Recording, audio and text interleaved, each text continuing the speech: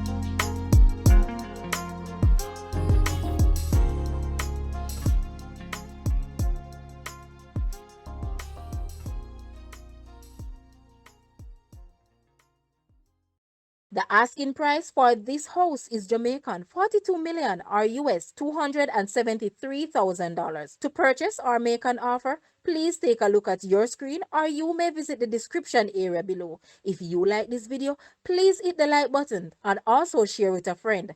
Thanks for watching, guys.